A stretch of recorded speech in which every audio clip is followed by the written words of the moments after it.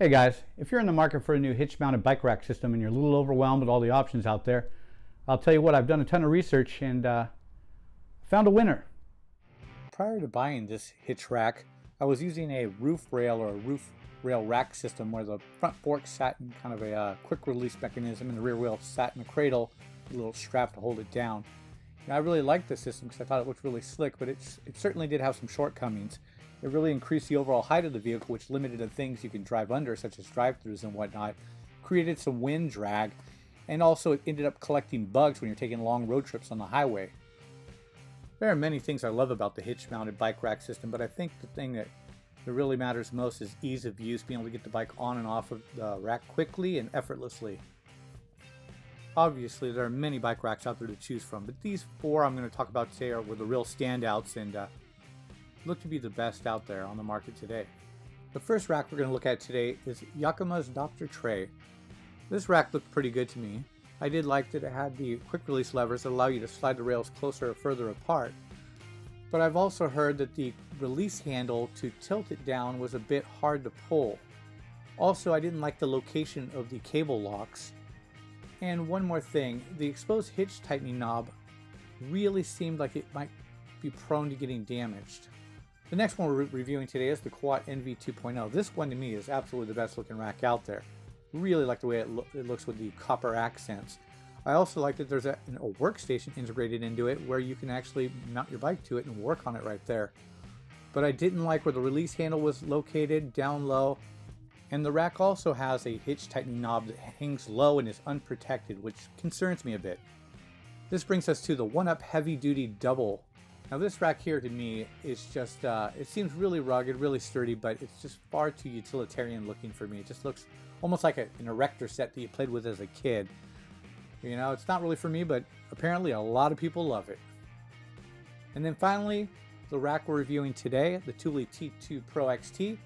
This is the one I have, this is the one I purchased. I think it's a great looking rack. I really like where the release handle is located up at the top there. I like also where the cable locking system is located. The tightening knob that does hang down below has a skid plate, which unfortunately I've had to use a couple times. But there's one thing I really don't like, and that is the wheel baskets that look more like something you'd eat some French fries out of at a bar. Now all the other racks in the review today are great racks in their own right. They all have great features. They have hits, they have misses. This one in my opinion had the most amount of hits or pros, with the features like the locking knob down here, easy accessible handle, also being the lightest weight out of the racks in the bunch. It's just overall, it has all the right things that make it a great rack in my opinion. So one of the outstanding features on this rack system is this knob down here. This knob is used to take the slack out of the hitch and the hitch rack, and also to lock it on there via a key right here. When you turn the key, this now just spins freely and won't allow you to tighten or loosen it on the hitch itself. Another feature I think they really got right on this rack here is the handle placement to release this thing up and down. It's right here on the end, makes it super easy just to grab it, pull the handle, drop it down. Same thing getting it back up, just grab it on the end, gives you lots of leverage being on the end here, pull the lever, pop it up. Super simple. Some of the other rack systems have a handle that's down here in between the bars.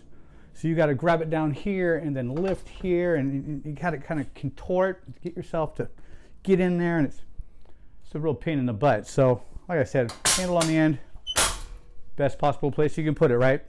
All right, now let me show you just how easy it is to get your bike up on the rack and strap down. Set down the rack system, pull the arm out of the way. This is the arm that cinches down on your front tire. Grab your bike, pop the front wheel in the tray there, pull the arm up, slide it down just ahead of the most forward part of your crown there on your forks. Pull it down a couple clicks. In the back here, you got a little strap that goes through the wheel, up over the rim, into a ratcheting system with a little rubber guard here to protect your rim. And go ahead and ratchet it down a couple clicks so it's tight.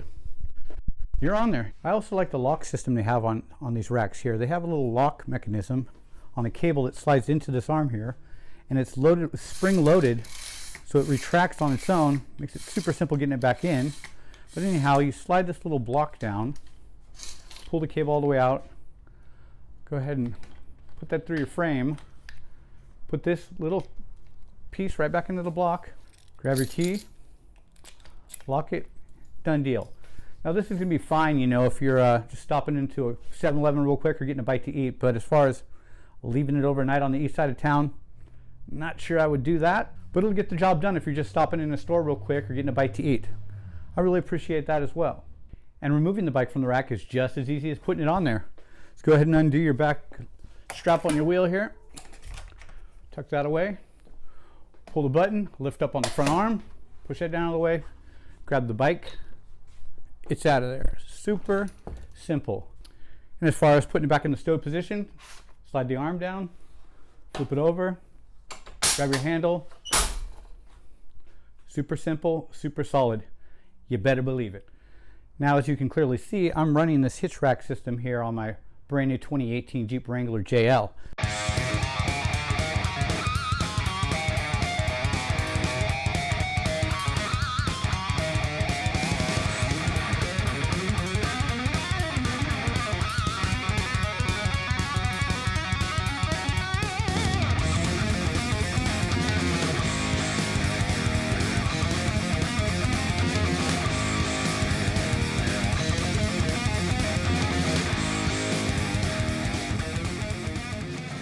And one of the issues with running these racks on the back of Jeeps are obviously the big back spare tire here. You run into a lot of clearance issues. So with this rack, I had to go ahead and figure out what type of extension I would need to get it past the tire and what kind of drop down I would need to get the tire to clear over the top of the rack. Now in the flat position with the configuration I have, with it flat, it still only goes about that far once it hits the rear wheel cradle there.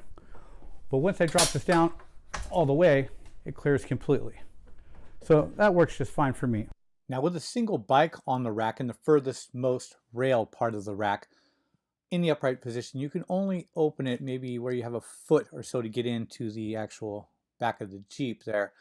A lot of the times it's just my bike on the rack there, so I put it on the furthest most rail. That way when I tilt down the rack, it allows me to open up the tailgate all the way and access the entire cargo area without anything in my way. Now when you have two bikes on there, it'll only open about halfway to allow access to the cargo area, but it's still not bad. So if you're looking for a great rack, top of the line rack, this is it. The Thule T2 Pro XT. Thanks for joining me today. I hope you found the video helpful. If you did, hit the like button. If you're not part of my community yet, hit subscribe. Anyway, we'll see you around. Thanks for joining me. If you have any questions concerning this rack, my new JL Rubicon, or my Motobacon mountain bike, leave questions or comments down below. Thanks for joining me. Go get your racks on.